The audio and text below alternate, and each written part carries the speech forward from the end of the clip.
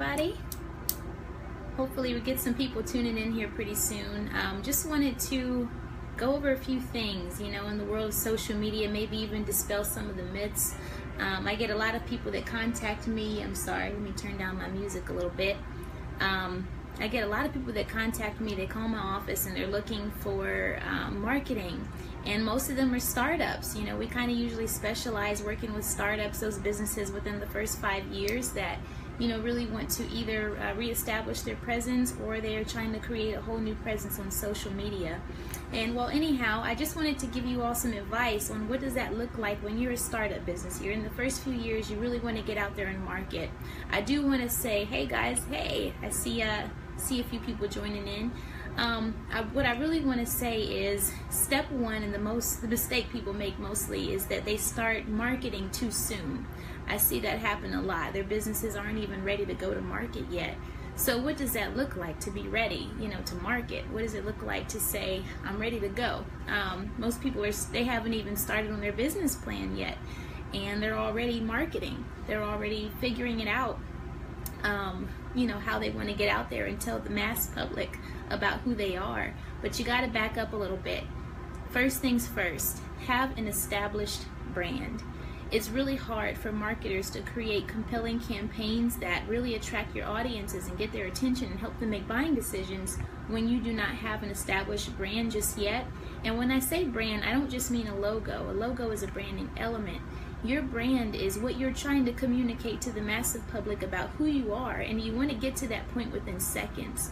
How does that look? How does it feel? You know, usually what I tell people is to give me 5 words. 5 words that describe who you are and what you want people to know about you. And everything that we do has to stem from those 5 words. If you think about the most successful brands in the world, you know exactly who they are. You look at, we'll say, Victoria's Secret.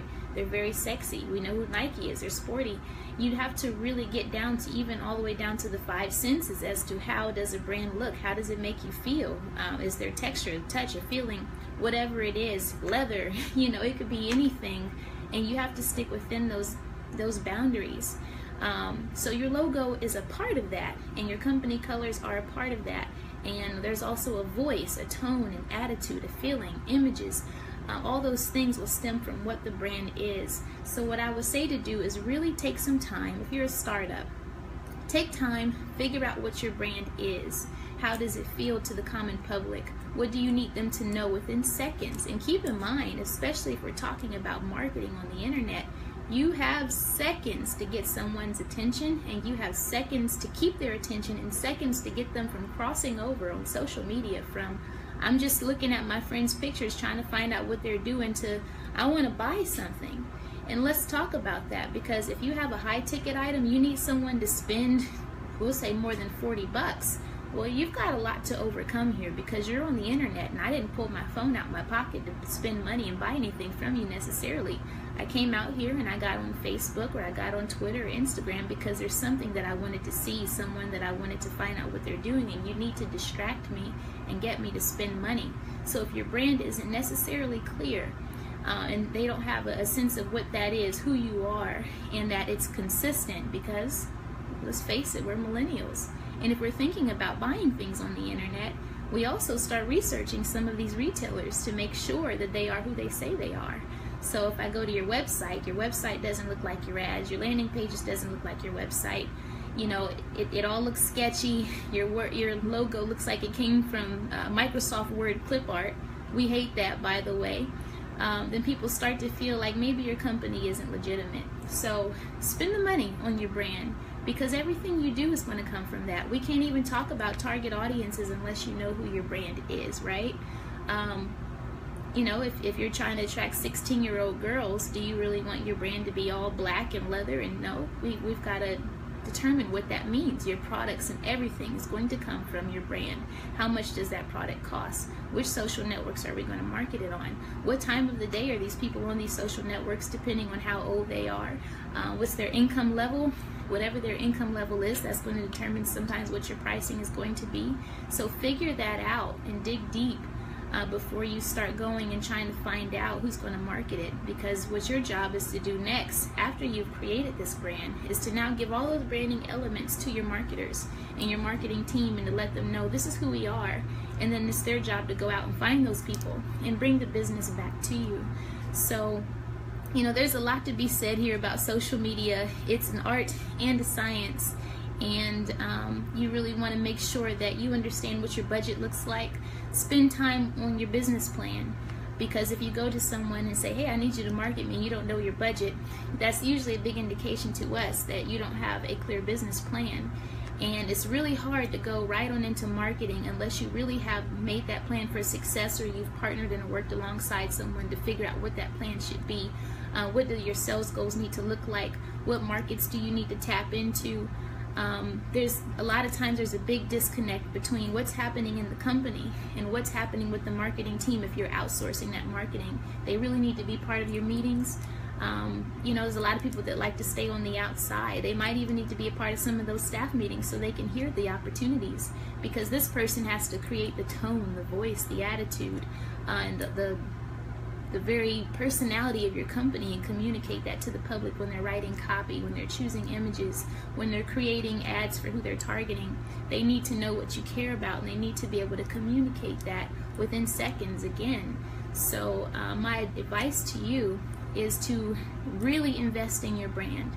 You know, there's a lot of people that, you know, they'll do a website for you for $500, and then there's some who will do one for $20,000, and you have to understand what you need that website to do.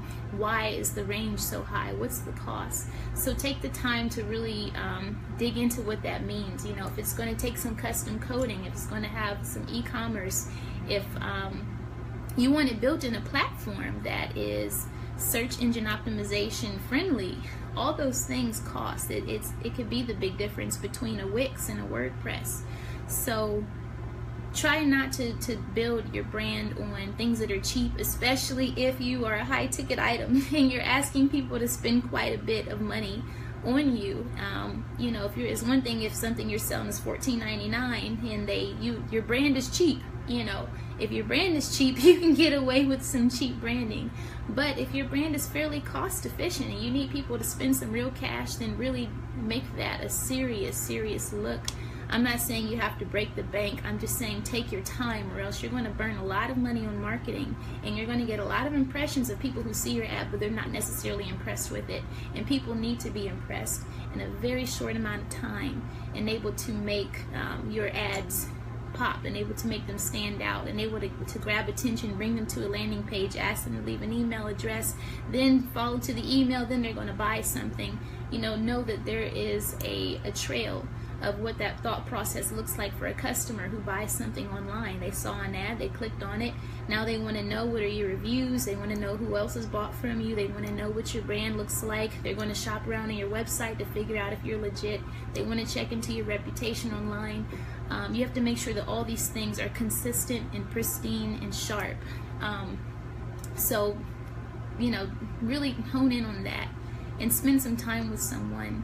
You write down those 5 words on that piece of paper and say, hey, look, these are our 5 words, this is what we're known for, and stick by that in every social media post, every email you send, your logo design, the colors you choose. It should be within the boundaries of the 5 words that you need to communicate very quickly about the personality of your company and what it means, what makes you stand out, what makes you special. And if you don't know that, if you don't know what makes you stand out, if you don't know what makes you special, then no one else knows it either. And it's also hard for marketing, your marketing team to know what that means also. It's hard to communicate that. So make sure that there is constant communication between you and your marketing team, or else you can kind of, get lost in what that means and you start looking like everyone else. So if you want to stand out, you've got to do some really standout things. And it's not hard to do. It doesn't mean that you break the bank, but also want to dispel a myth that, yes, you can run a Facebook advertising campaign for as little as $20. You can run one for as much as $2,000, $20,000. But keep in mind, what your market is, how small it is, and make sure that you're really putting your money out there, because what happens in social media advertising is people have to see this thing frequently, constantly, because they're not just turning on the TV and sitting there watching a commercial. You're on their phone, and within seconds you're gone, just like that. So you have to really make a huge impression. quickly, and you need to make it frequently, because like I said, in that time they might scroll past you, and then all of a sudden you become that person that they see you more frequently, more and more frequently. They're going to spend more and more time looking at your ad. I usually say it takes about 7 times of someone seeing an ad before they really start making a buying decision, and they click on that ad, go to your landing pages, read more about you, start, you know, looking into who you are, your rep, and all those different things. But it needs to be frequent. So frequency comes from your email. It comes from, you know, when you're sending out those emails, you're sending out blog articles. It's really nice if you can write your own. People are more likely to trust what you have to say if you're producing your own content. The ads that they see on your phone, you know, and like I said, at least 7 times, so make sure that your budget accommodates that, or else they'll see it once and then it's gone, and that's how you end up with a bunch of impressions and no sales. They're not seeing your ads frequently enough, and it can take a week, it could take months depending on the customer, but it needs to be frequent, and you have to really invest in that and understand how that science works and the way people buy things, because like I said, it's social, and they didn't come here for you. They came there for something else, and someone else that's doing something much more interesting will steal the attention within seconds. The very next video can steal their attention if it's more interesting than what yours is.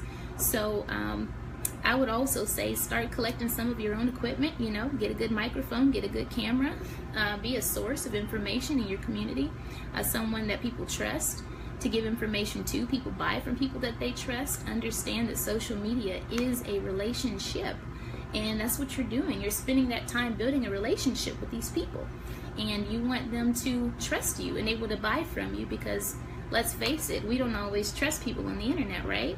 So if you want them to trust you, be out there, be present, stand out, be consistent. Don't be cheap. Don't be cheap. You know, don't try to hire, you know, your cousin to do your social media page. You know, this is a professional look. It is your brand, and you can't afford to make those mistakes. You know, sometimes things happen, and, you know, we get it. Typos, things happen, whatever, here and there. But I just wanted to encourage you, if you're in those first few years of your business, take the time. All of this takes time. You're developing your branding, developing your marketing, developing your advertising. But no one can create an ad, no one can create a landing page, no one can create a website, nothing, unless your brand is well defined and well established, and you're able to communicate that without having to talk too much about it, because you don't have much time to talk about it. Once you get out there, people just need to see it and get it. So find some creative minds to be around, integrate them with your processes, so that way they can be a part of your company. You don't want them to be on the outside. You want them to be on the inside of your brand and understanding the heart of it and what makes it special. What makes you special? Are you a family business? That could be part of your brand too. And make sure that you're also developing content, and make sure that you're developing the materials that you need to communicate and convey that. Don't rush it. Don't rush into marketing. Figure out, you know, what makes you marketable. It's just like, you know, when you're sending out a press release, they want to know, is it newsworthy? Everything that we put out there isn't necessarily newsworthy. So it's the same thing. Everything about your company isn't marketable. So find that thing that is marketable about you, that appeal, that thing that brings people to you, and put that up front. And it is nice to have somebody on the outside of that can see it, you know, looking in, because sometimes our businesses are our babies, and we think that everything about our company is special, but it's not necessarily true to the public. So anyhow, I hope that helped today. That was my first lesson in social media marketing, is understanding the brand and the power of it, and how everything that you do will come from that core. And if the foundation of your brand is shaky, then everything else is going to be just as shaky. So go ahead and solidify that. Take your time, even if it takes you a year to really establish your brand. You know, we see some really well established brands out there, and a lot of people can get away with things because of their brands. Like, for example, we see Donald Trump. His brand is controversial. It's what we know him for. So he could be voted in as a controversial president because that was his brand. He wasn't pretending to, you know, shake hands and kiss babies. He wanted to shake things up, and it didn't surprise people, you know. But then you see a Whitney Houston, for example, whose brand was really never able to recover after we found out, hey, you know what, maybe she's not the princess that we thought she was. So be yourself.